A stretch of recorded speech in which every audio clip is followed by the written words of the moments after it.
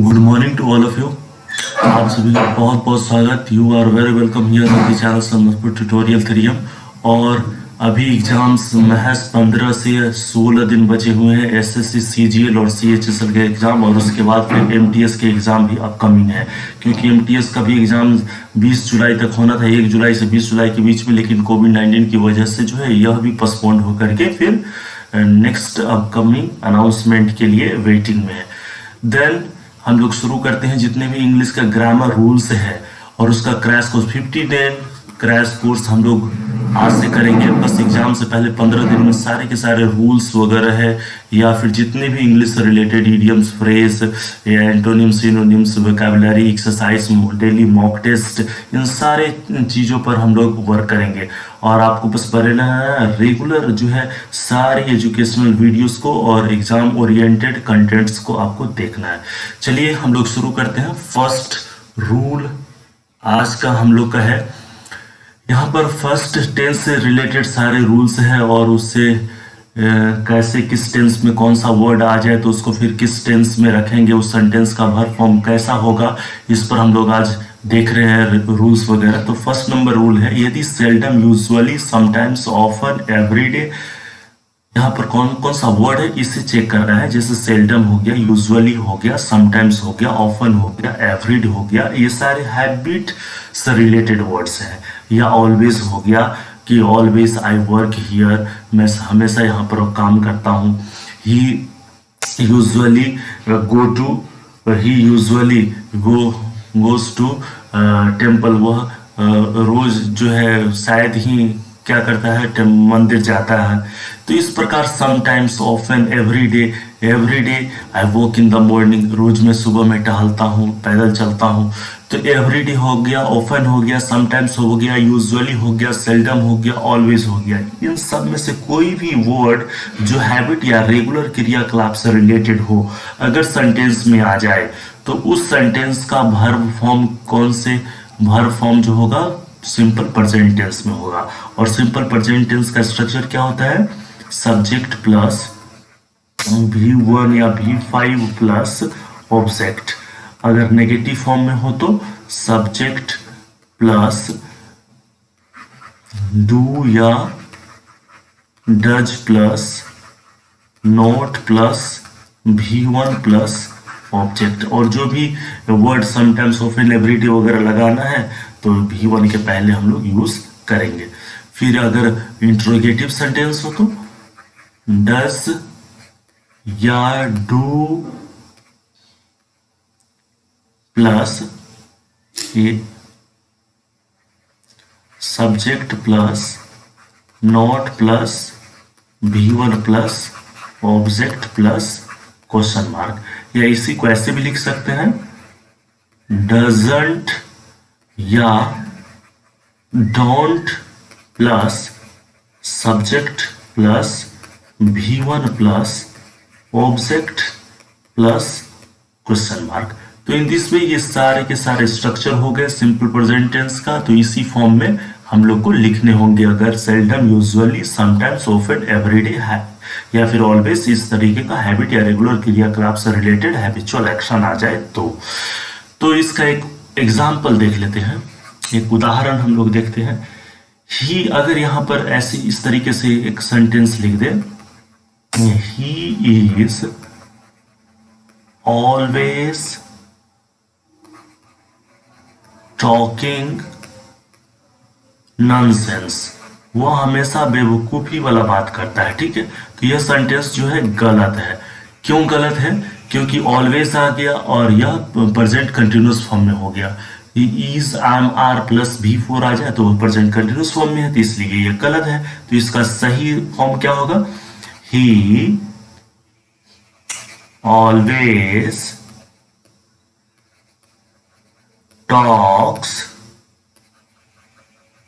Nonsense, वो हमेशा बेवकूफी वाली बातें करता है।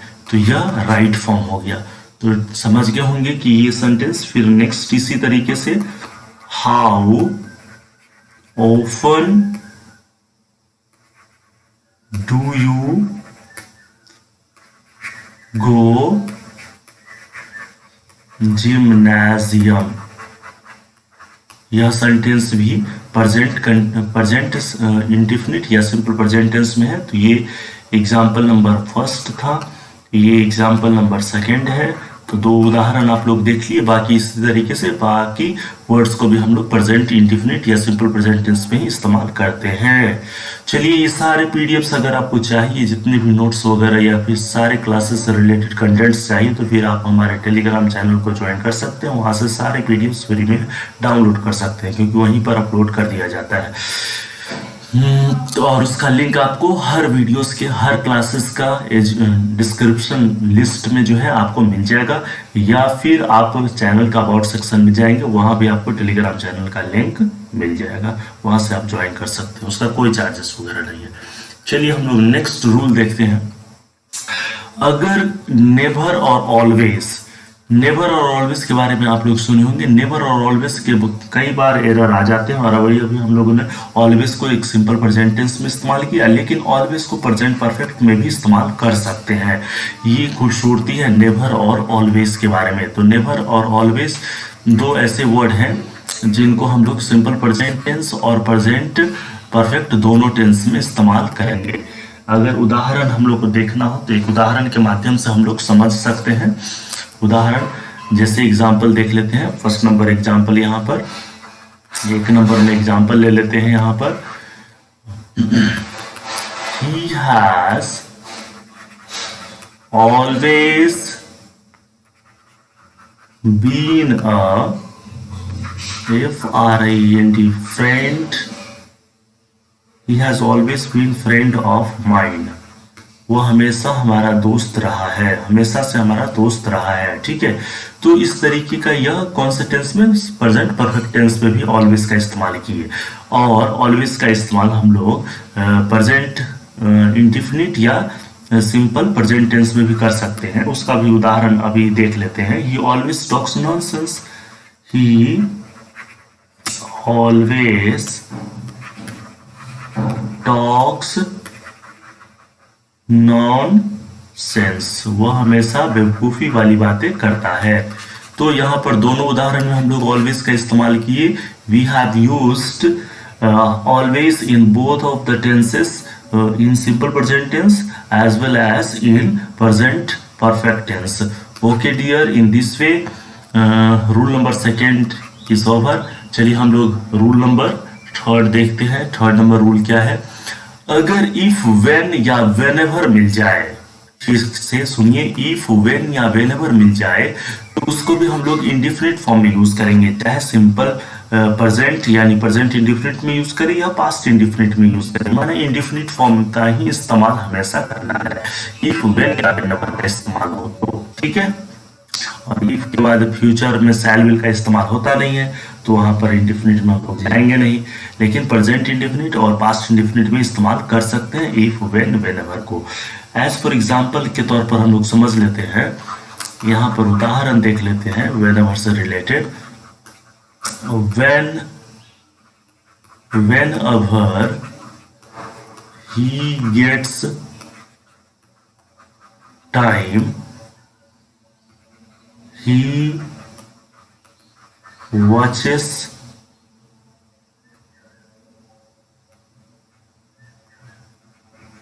informative videos।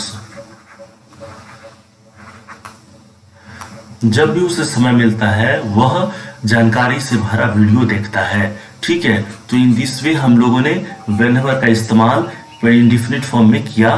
तो इफ, व्हेन या व्हेनेवर अगर कहीं मिल जाए, इफ, व्हेन या व्हेनेवर मिले तो उसका इस्तेमाल इंडेफिनिट फॉर्म में ही करेंगे। एकदम गांठ बांध लेना है। जो भी रूल्स वगैरह आप सुन रहे हैं इसे आपको नोट डाउन कर लेना है, बस रिमेंबर कर जाना है। सारे के सारे 100% जितने रूल्स हम लोग यहाँ पढ़ रहे हैं, इसी में से 100%, इससे 95 से 100% आपको सारे के सारे ग्रामर रूल्स आपको देखने को मिलेगा अपकमिंग एग्जामिनेशन में।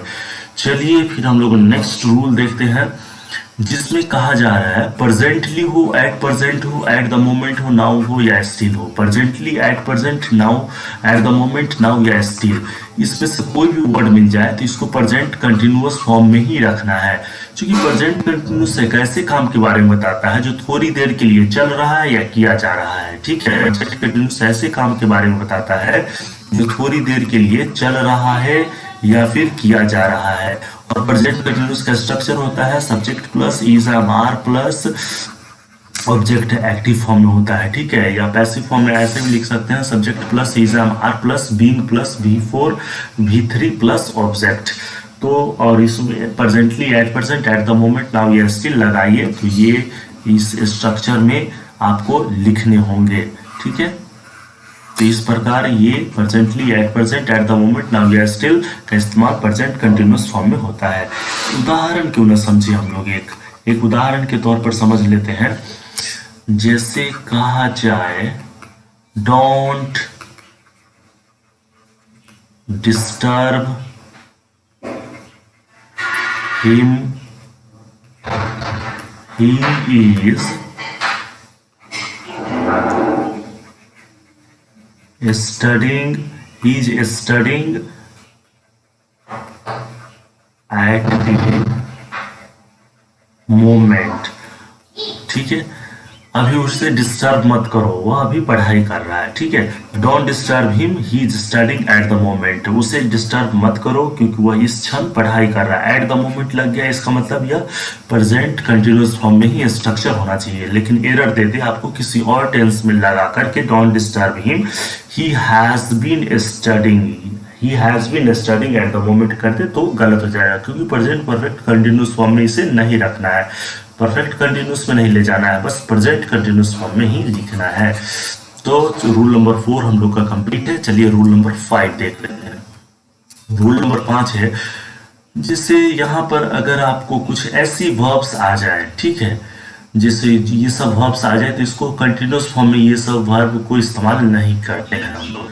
जैसे कुछ वर्ब है जो स्वाभाविक क्रिया हो, जैसे फील, हियर, सी, स्मेल, बस याद कर लेना है आपको, उंगली पर गिनते हुए रिमेंबर कर जाना है। फील, हियर, सी, स्मेल, ठीक है, जो महसूस करते हो, सुनते हो, देखने से रिलेटेड हो, सुगंध से रिलेटेड हो, या जो अस्थायी भावना बताती हो, जैसे हेट, नफरत से रिलेटेड, लाइक, पसंद, नापसंद, admire, fear, love, respect, dislike, want, wish, या फिर जो स्वाभाविक मानसिक क्रिया हो जाए, जैसे एग्री हो गया, नो हो गया, मीन हो गया, थिंक हो गया, सपोज हो गया, अंडरस्टैंड हो गया, बिलीव हो गया, या जो अधिकार या स्वामित्व बता देती हो, जैसे बिलोंग है, हैज, हैव है, या पोसेसेस है। ठीक है, तो ये सारे वर्ब्स कंटिन्यूअस फॉर्म में नहीं लिखे जाते हैं, don't use in continuous form.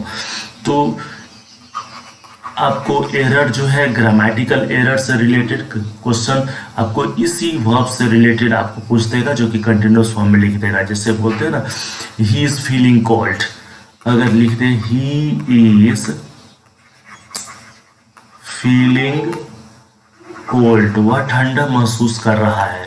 तो स्ट्रक्चर के हिसाब से तो लग रहा है कि वाह बहुत बढ़िया है, ठीक है, क्योंकि इज एम आर है, उसके बाद V4 है, लेकिन एक्चुअली यहाँ पर वर्ब भी, फील जो स्वाभाविक क्रिया है, इसको हम लोग कंटिन्यूअस फॉर्म में नहीं लिखते हैं। तो इस हिसाब से, इस रूल के हिसाब से यह सेंटेंस गलत हो गया।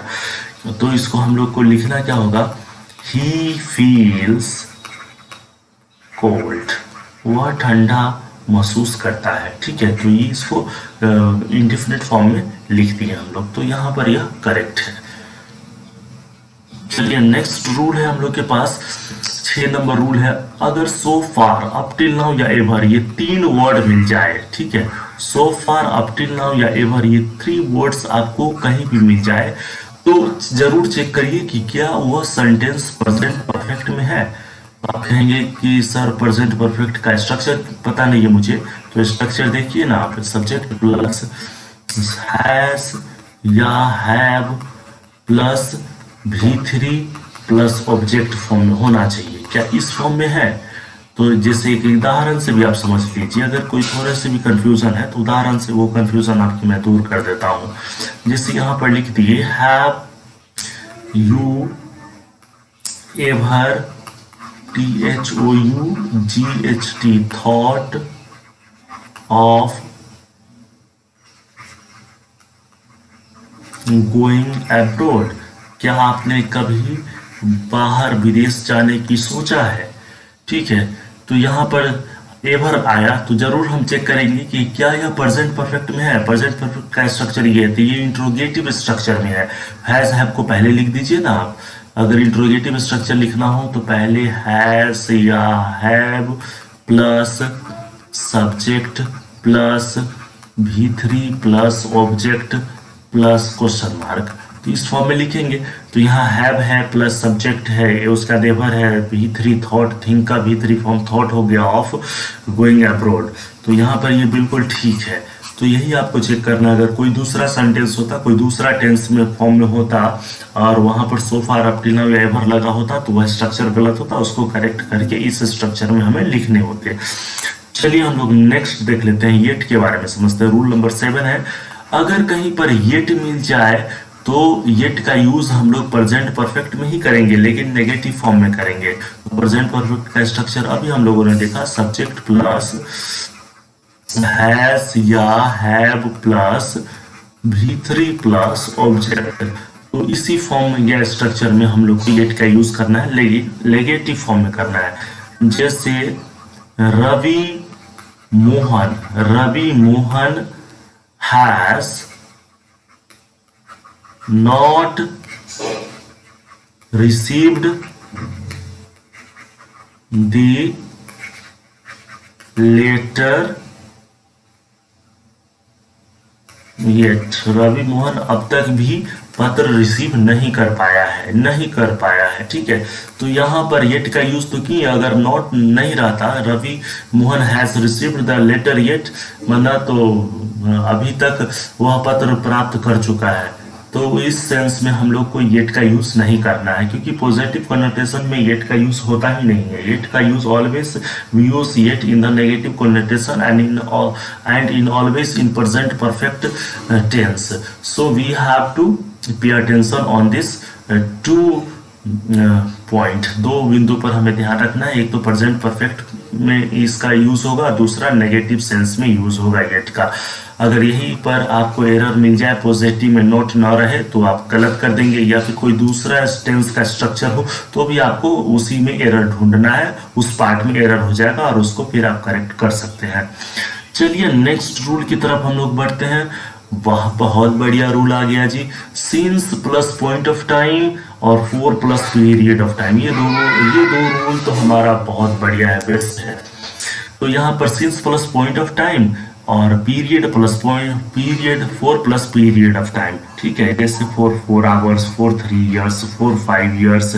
लेकिन since Monday, since morning, since afternoon, since 1947, since यहाँ पर सिंस के बाद कोई पॉइंट ऑफ टाइम लिखना है, लेकिन यहीं पर 4 आ जाए तो 4 के बाद पीरियड ऑफ टाइम, ड्यूरेशन लिखना होगा और ये खास पॉइंट लिखना है सिंस के बाद। तो ये दो रूल तो आपको एकदम गांठ बांध लेने हैं भैया, कि सिंस या फोर प्लस टाइम आए तो उसका सबसे पहले टेंस यूज देखना है कि किस टेंस में है, कौन सा टेंस में है, कौन से स्ट्रक्चर वाले टेंस में है। अगर subject plus has, have plus subject plus has, have plus V3 plus object वाले टेंस के स्ट्रक्चर में है तो भी ठीक, या सब्जेक्ट प्लस हैज, हैव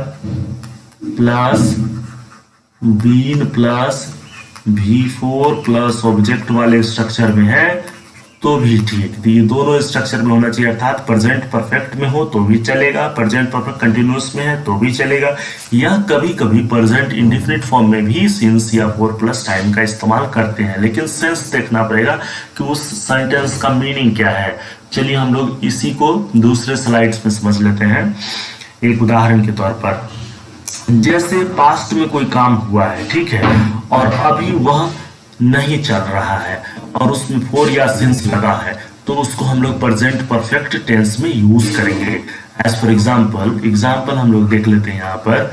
जैसे India faced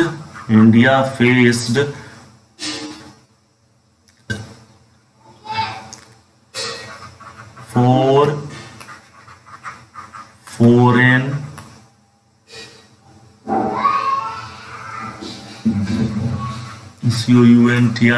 countries attacks since independence. स्वतंत्रता प्राप्ति के बाद भारत ने 4 युद्धों की सामना किया है। ठीक है भारत। तो यहाँ पर कहने का मतलब कि अभी तो कोई युद्ध वगैरह हो नहीं रहा किसी दूसरे कंट्री से, मान लीजिए, वैसे चीन वगैरह तो कुछ ना कुछ नखरेबाजी करता ही है, लेकिन जो युद्ध बड़े स्तर पर हुआ तो India has faced 4 foreign countries attack since independence day. तो यहाँ पर जो कार्य पहले हुआ और अभी नहीं हो रहा है और सिंस या 4 है तो उसे हम लोग को पास्ट प्रेजेंट परफेक्ट टेंस में लिखना है, और ये इसका पास्ट इंडिफिनिट में है, तो इसलिए यह सेंटेंस गलत है। तो और एरर को सुधार करके हम लोग को क्या लिखने होंगे, यहाँ पर लिखना है India has faced 4 foreign countries attack since independence। ठीक है, तो इस प्रकार ये राइट स्ट्रक्चर है। चलिए इसी प्रकार परफेक्ट कंटिन्यूअस अर्थात प्रेजेंट परफेक्ट कंटिन्यूअस में सिंस या 4 का यूज करना हो तो कैसे यूज करेंगे। सिंस या 4 प्लस टाइम का यूज करना हो तो यूज करेंगे। स्ट्रक्चर इसका होता क्या है, सब्जेक्ट प्लस हैज या have plus been plus V4 plus object. और यह स्ट्रक्चर प्रायः जो है स्वाभाविक है, सिंस या 4 के साथ होता ही है खास करके। जैसे एक उदाहरण मैं ले लेता हूं यहां पर, I have been teaching, I have been teaching English since 2015। मैं 2015 से अंग्रेजी पढ़ाते आ रहा हूँ। तो इस प्रकार ये सेंटेंस, ठीक है, या फिर मैं 10 वर्षों से अंग्रेजी पढ़ाते आ रहा हूँ तो 10 years सिंस 2015, या इस तरीके से 4 या सिंस प्लस टाइम, और ये स्ट्रक्चर में स्वाभाविक रहती है प्रेजेंट परफेक्ट कंटिन्यूअस में। ठीक है, तो आप समझ गए होंगे। I hope this is clear for you. Okay, let's see the next rule. Rule number 11 में पास्ट इंडिफिनिट के बारे में है।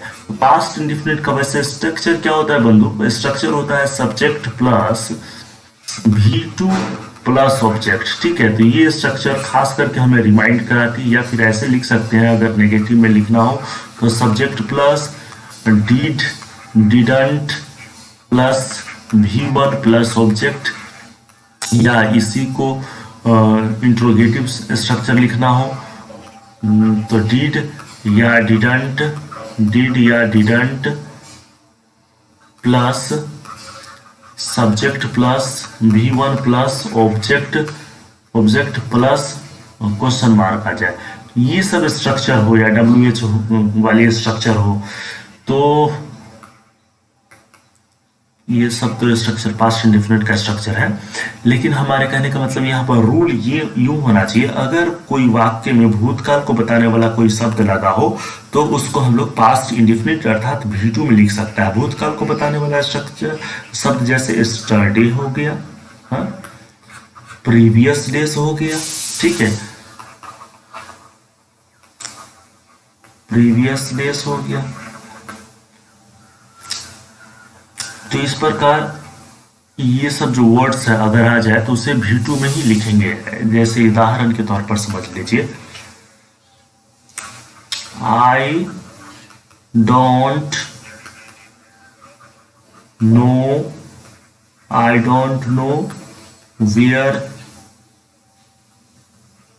Where he is now, but I saw him started, ठीक है, बट आई सो हिम स्टरडे। मुझे पता नहीं है कि वह अभी कहाँ है, परंतु हमने उसे कल देखा था, ठीक है। तो आई सो हिम स्टरडे ये भी2 फॉर्म में आ गया। तो इस प्रकार ये स्ट्रक्चर आपको समझ में आया होगा। चलिए हम लोग नेक्स्ट रूल देखते हैं। अगर पास्ट टेंस में किसी भी सेंटेंस का अगर मुख्य क्रिया मेन वर्ब, ठीक है, अगर कोई भी सेंटेंस है उसका मेन वर्ब अगर मेन वर्ब यदि पास्ट में है, ठीक है, मेन वर्ब यदि पास्ट में है तो बाकी के वर्ब रिमेनिंग वर्ब भी पास्ट में ही होने चाहिए, ठीक है, रिमेनिंग वर्ब भी पास्ट में ही होने चाहिए। अगर मेन वर्ब पास्ट में है तो रिमेनिंग वर्ब को ही पास्ट फॉर्म में ही हम लोग को लिखते हैं। जैसे एक एग्जांपल देखिए, जैसे यहां पर कह दे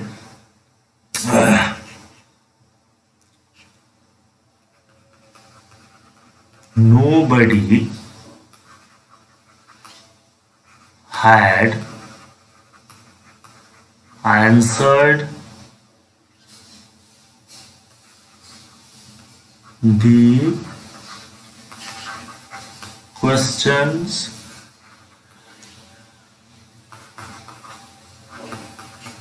properly was his ओपिनियन, ठीक है। किसी ने उत्तर नहीं दिया सही सही, ठीक ठीक, किसी ने उत्तर नहीं दिया, यह उसका ओपिनियन था, ठीक है, उसका मानना था कि किसी ने भी ठीक ठीक उत्तर नहीं दिया प्रश्नों का। यह मात्र केवल उसका ओपिनियन था, मानना था, लेकिन वास्तविकता उससे भिन्न हो सकती है। तो यहाँ पर मेन वर्ब अगर वाज हिज ओपिनियन लिखा है पास्ट फॉर्म में, तो या अगर यहाँ पर हैज लिख दे या इज लिख दे या आर लिख दे, तो आपको फिर इसको भी पास्ट में हैड में ही चेंज करना होगा। अर्थात सारे के सारे वर्ब सब पास्ट में ही होने चाहिए अगर मेन वर्ब पास्ट में लिखा है तो। चलिए हम लोग नेक्स्ट रूल देखते हैं, पास्ट परफेक्ट। और पास्ट परफेक्ट से रिलेटेड कुछ रूल्स वगैरह देख लेते हैं। जैसे पास्ट परफेक्ट का स्ट्रक्चर सबसे पहले देखिए होता है क्या। पास्ट परफेक्ट का structure subject plus had plus V3 plus object, ठीक है। और इसी को इंट्रोगेटिव ये फॉर्म में लिखना हो तो had plus subject plus V3 plus object, या इसी को हार्डन्ड नेगेटिव इंट्रोगेटिव में लिखना हो subject plus V3 plus object और प्लस क्वेश्चन मार्क देना तो मत भूलिए। चलिए, तो कहने का मतलब है यहाँ पर रूल क्या होने चाहिए।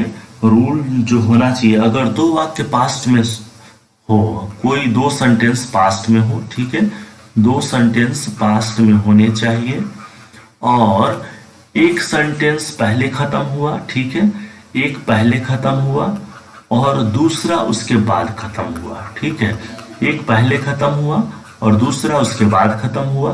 तो ऐसे में हम लोग को पास्ट परफेक्ट और पास्ट इंडिफिनिट दो स्ट्रक्चर का यूज करते हैं, ठीक है, पास्ट परफेक्ट और पास्ट इंडिफिनिट दो स्ट्रक्चर का इस्तेमाल करके इस तरीके के सेंटेंस को बनाते हैं। जैसे एक उदाहरण है, after the food had been served, after the food had been served, P-O-P-L-E, people, after the food had been served, people folded their hands in prayer। माना भोजन करने के बाद लोगों ने प्रार्थना के लिए अपने हाथ को जोड़ लिया। तो यहाँ पर जो काम पहले हुआ, भोजन खाने का काम पहले हुआ, the food had been served, तो यह पास्ट परफेक्ट में हो गया, माना पास्ट परफेक्ट का पैसिव फॉर्म में है, हैड बीन सर्व्ड।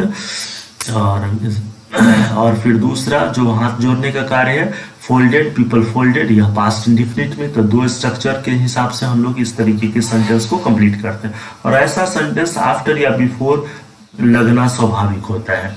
तो नेक्स्ट रूल हम लोग देख लेते हैं। उससे पहले बस 20 सेकेंड का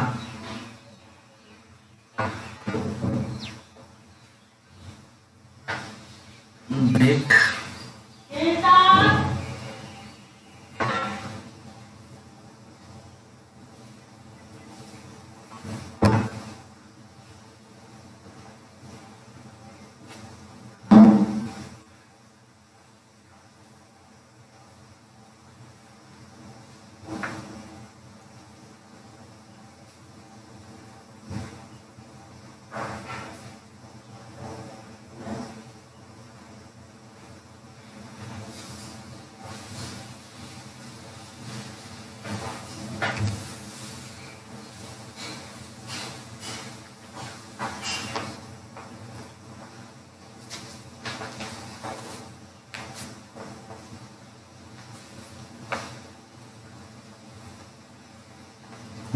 चलिए शुरू करते हैं।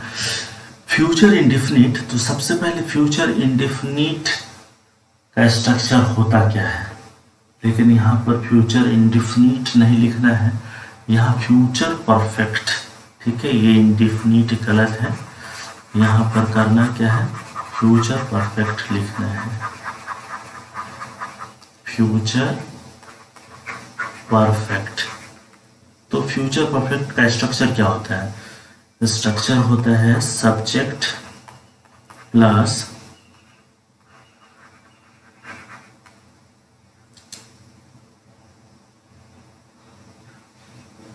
शैल या will plus have plus V3 plus बाकी का वर्ड्स। तो यहाँ पर शैल will plus have plus V3, ये इतना चेक करना है कि है क्या सेंटेंस में। सब्जेक्ट और ऑब्जेक्ट तो देखना ही है, लेकिन ये मुख्य देखना है शैल will plus have plus V3। तो अगर किसी भी टेंस में टाइम दिया हो, जैसे व्हेन हो गया, अंटिल हो गया, टिल हो गया, सो लॉन्ग एज हो गया, या एज लॉन्ग एज हो गया, ठीक है, टाइम है, अंटिल है, व्हेन है, टिल है, सो लॉन्ग है, so long as long as, या फिर कंडीशन हो गया, इफ हो गया, अनलेस या अनलेस हो गया, इन केस हो गया, वेदर हो गया, प्रोवाइडेड हो गया, ये कंडीशन है, if unless in case whether provided, या फिर time when until till so long as long as.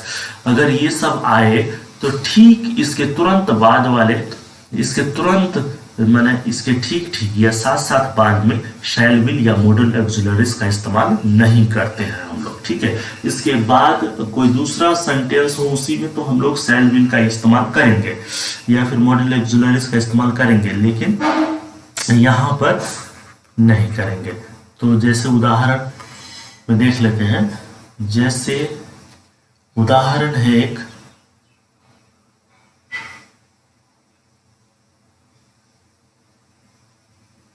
वही 1 मिनट,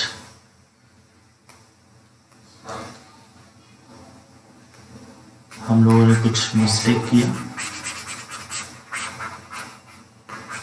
ये ठीक है, ये इसको फ्यूचर इंडेफिनिट में ही लिखने हैं।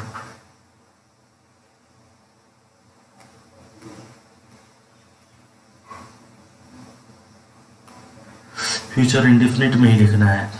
वो फ्यूचर टाइम जब डिनोट करना होता है by then, by date time, तो उसको फ्यूचर परफेक्ट में लिखते हैं, और उसका यहाँ पर रूल हम लोगों ने बाय मिस्टेक उसको समझ लिया, लेकिन यह यहाँ पर फ्यूचर टाइम, अगर फ्यूचर यहाँ पर बाय देन अगर लिखा होता, फ्यूचर टाइम रहता, ठीक है, future time by then, by date time, by date time, या बाय प्लस कोई फ्यूचर टाइम रहता, तो हम लोग फ्यूचर परफेक्ट में उसका वर्ब फॉर्म लिखते। लेकिन यहाँ पर ये नहीं है, यहाँ पर फ्यूचर टाइम है, सोचे टाइम है या फिर कंडीशन है, तो इसलिए इसको फ्यूचर इंडेफिनिट में ही लिखना है और फ्यूचर इंडेफिनिट में ही होना चाहिए। तो इस प्रकार हम लोग चलिए इसे देखते हैं। फ्यूचर इंडेफिनिट का स्ट्रक्चर क्या होता है, सब्जेक्ट प्लस शैल या विल, शैल या will plus V1 plus object. लेकिन यहां पर कह रहा है अगर कोई समय when until till so long as या फिर एज लॉन्ग एज या कोई कंडीशन इफ अनलेस या फिर इन केस कॉमा होना चाहिए यहाँ पर कॉमा इन केस या वेदर या प्रोवाइडेड हो तो वहां पर ठीक इसके बाद शैल या विल या मॉडल एक्सक्लूसिव का इस्तेमाल नहीं करेंगे। लेकिन इसके बाद अगर कॉमा देकर के फिर दूसरा सेंटेंस हो तो उसमें शैल विल का इस्तेमाल करेंगे। ऐसा नहीं रख लेना है कि if unless in case whether provided हो तो शैल विल का इस्तेमाल करना ही नहीं है। ठीक इसके इस ये जहां लिखा हो उसी सेंटेंस में हम नहीं करेंगे, लेकिन उसके बाद अगर कोई दूसरा सेंटेंस हो तो शैल विल या मॉडल ऑब्जर्वेंस का इस्तेमाल हम लोग कर सकते हैं। ठीक है, चलिए एक उदाहरण के तौर पर समझ लेते हैं। यहां पर एक उदाहरण लेते हैं। अनटिल यू स्टे हियर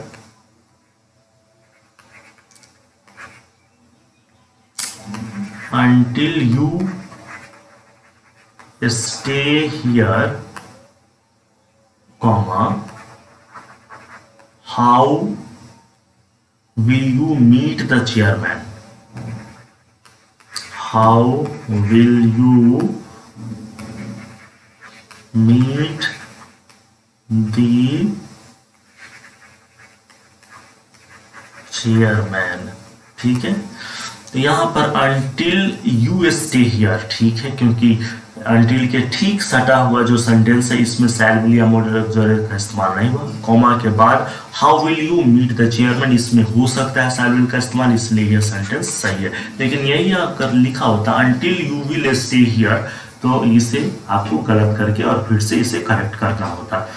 तो ये रूल समझ में आ गया होगा कि time when until till so long as या condition if unless in case provided whether कोई भी हो तो उसको शैल विल या मॉडल ऑब्जर्वेंस इसके बाद तुरंत बाद इस्तेमाल नहीं करेंगे। ठीक है, चलिए नेक्स्ट रूल है।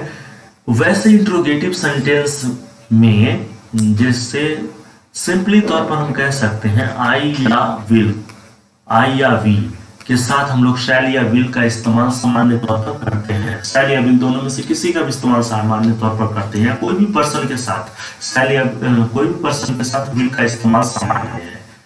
लेकिन विशेष तौर पर जब इंट्रोगेटिव सेंटेंस हो तो आई वी के साथ शैल का ही इस्तेमाल करें, विल का इस्तेमाल गलत हो जाएगा। ठीक है, जैसे उदाहरण के तौर पर यहाँ पर देख लीजिए, I will go to market, हम लोग मार्केट जाएंगे तो ये ठीक है। लेकिन इसी को अगर इंट्रोगेटिव फॉर्म में अगर लिखते will I go to market तो यह सेंटेंस सही है या गलत? गलत हो गया, क्योंकि इंट्रोगेटिव फॉर्म में आई के साथ विल का इस्तेमाल नहीं करना है। क्या करना है? शैल I go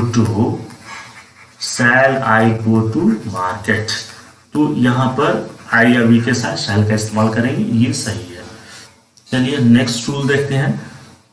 जो हम लोग रूल वहां पर चेक कर रहे थे वो यहां पर आ गया। Future time by then, by date time या बाय प्लस फ्यूचर टाइम लगा हो तो फ्यूचर परफेक्ट फॉर्म में वर्ब का इस्तेमाल करेंगे। फ्यूचर परफेक्ट का स्ट्रक्चर होता है सब्जेक्ट प्लस विल या शैल plus have plus V3 plus object.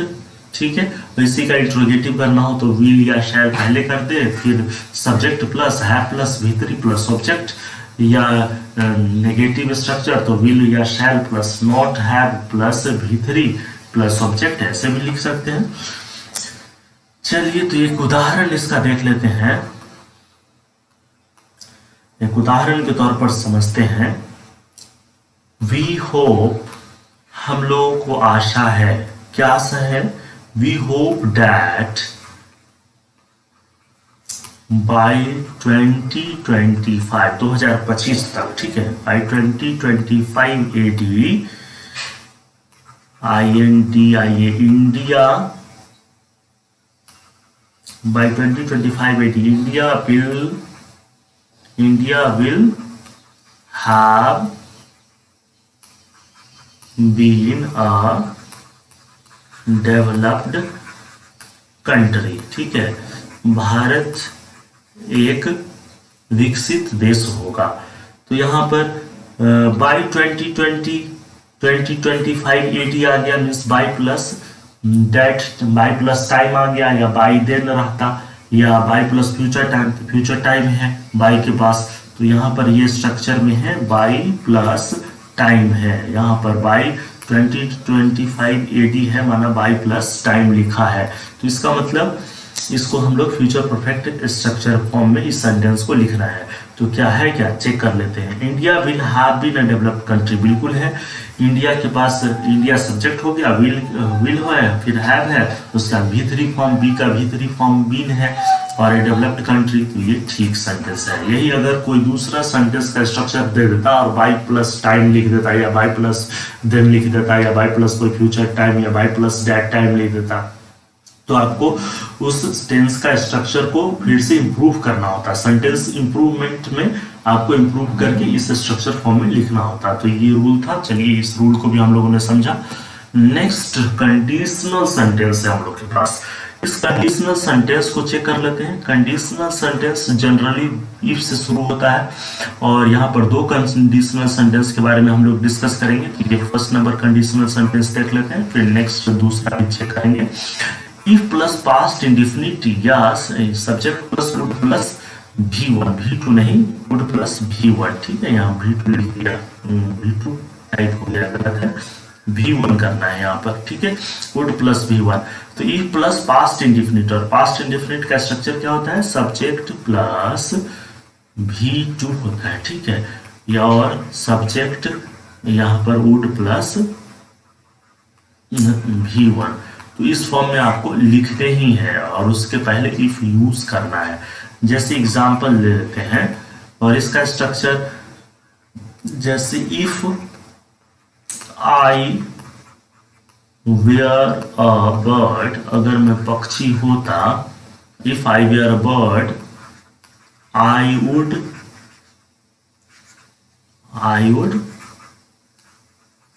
Fly in the sky, ठीक है, मैं आसमान में उड़ता।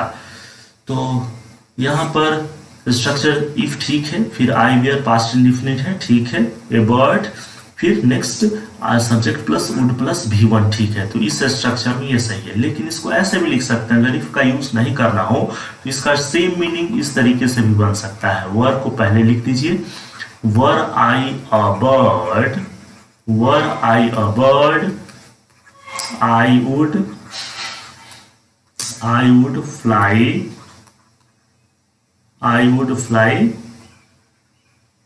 in the sky, ठीक है। चलिए, तो ये था पास्ट कंडीशनल सेंटेंस इफ से शुरू होने वाले, और फर्स्ट टाइप हम लोग देखा। फिर नेक्स्ट टाइप हम लोग देखते हैं, ये सेकेंड टाइप हो गया कंडीशनल सेंटेंस का। ये सेकेंड टाइप नंबर सेकेंड है। यहाँ एक प्लस पास्ट परफेक्ट में होना चाहिए, फिर पास्ट परफेक्ट में होगा तो यहाँ पर वुड है प्लस V3 हो जाएगा। अगर पास्ट इंडिफिनिट में होगा तो वुड प्लस V1 हो जाएगा। तो यही आपको ध्यान देना है, क्या दोनों स्ट्रक्चर सेम चल रहा है। अगर एक पास्ट इंडिफिनिट है, दूसरा स्वाभाविक है, वुड प्लस V1 फॉर्म में ही होना चाहिए, और पास्ट परफेक्ट है तो वुड है प्लस V3 फॉर्म में ही होना चाहिए। तो यहाँ पर भी एक उदाहरण लिख देते हैं, वो था फ्यूचर से रिलेटेड। लेकिन ये जो वाक्य है होता, करता, लेकिन ये है जो पास्ट में कोई चीज बीत गया है उसमें हम किए होते, ठीक है, उससे रिलेटेड है यहाँ पर ये सेंटेंस। तो इस स्ट्रक्चर को भी हम लोग देख लेते हैं। जैसे एक उदाहरण आ जाए, if he had seen you there he would have scolded you, अगर वह आपको वहां देखा होता तो आपको डांटा होता, ठीक है। इफ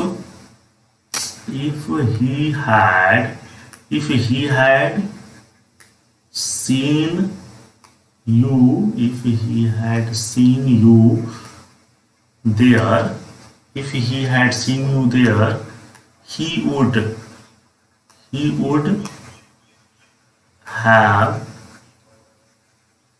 have scolded you, आपको डांटा होता, ठीक है। तो यहाँ पर यह स्ट्रक्चर ठीक है। लेकिन अगर इफ नहीं यूज करना है तो आप ऐसे भी सेम मीनिंग के साथ इसको लिख सकते हैं, बस हैड को पहले करना है। had he seen you there, had he seen you there, he would have scolded you, वो आपको डांटा होता। ठीक है, तो यहाँ पर एक ही मीनिंग को दो स्ट्रक्चर के साथ लिख सकते हैं अगर इफ यूज नहीं करना हो तो। यहाँ पर हम लोगों ने दो कंडीशनल सेंटेंस को समझा और बहुत ही बढ़िया है, और इससे रिलेटेड काफी सारे एरर पूछे जाते हैं एग्जामिनेशन में। चलिए नेक्स्ट कुछ और भी इंपॉर्टेंट देख लेते हैं, जैसे एज इफ या एज दो अगर आ जाए कोई सेंटेंस में तो पास्ट फॉर्म स्ट्रक्चर में आपको लिखने होंगे। जैसे उदाहरण देख लीजिए, he behaves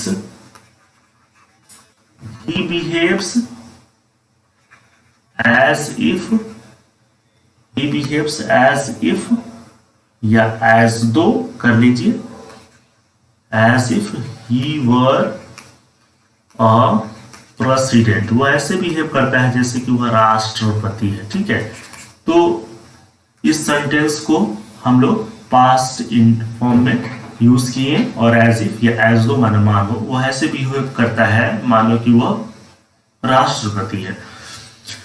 ये फिर ऐसे भी हम कह सकते हैं, अगर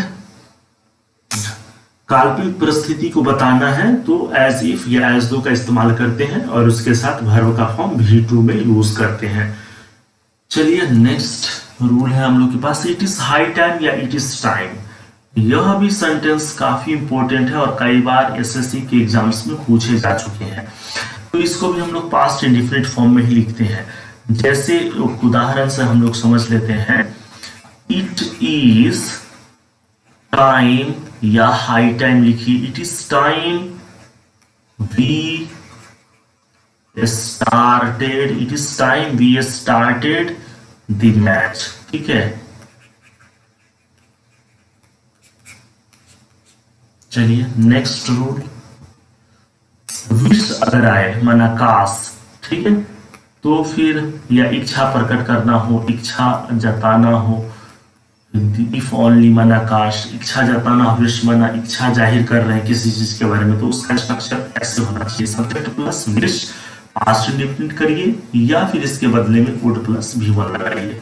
ठीक है, पास्ट इंडेफिनिट फॉर्म या वुड प्लस V1। एक उदाहरण से क्लियर हो जाएगा आपका ये स्ट्रक्चर। जैसे I wish I knew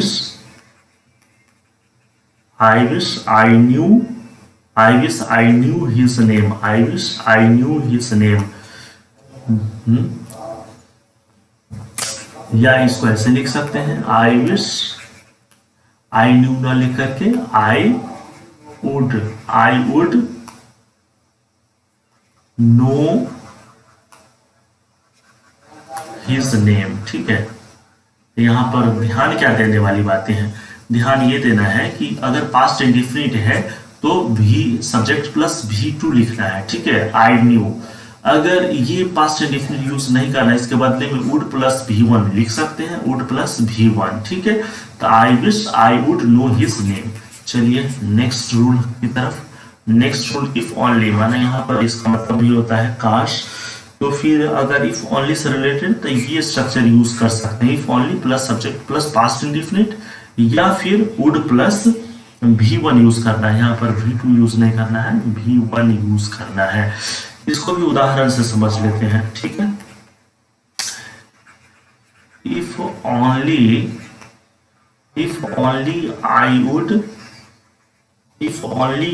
would have more money. ठीक है, if only I would have more money, यहां पर पास्ट इंडेफिनिट यूज ना करके वुड प्लस V1 का यूज कर लीजिए। If only subject plus would have more money, लेकिन इसको ऐसे भी तो लिख सकते हैं, if only I would, sorry would तो अभी हम लोग लिखे ही है, वुड का यूज नहीं करते हुए दूसरा,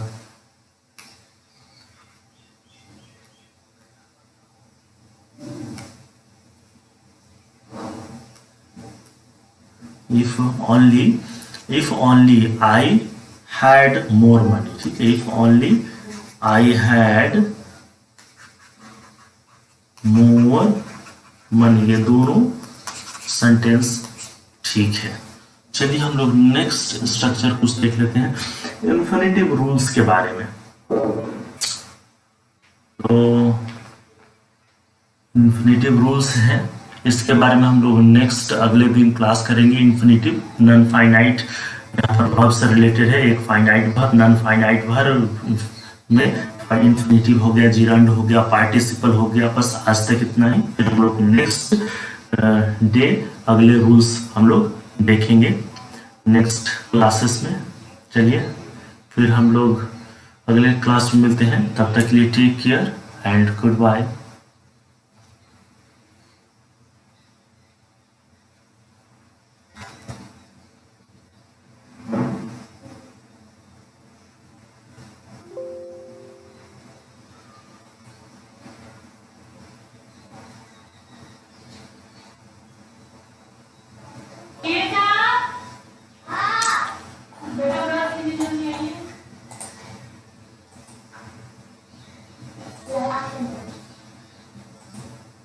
Yeah.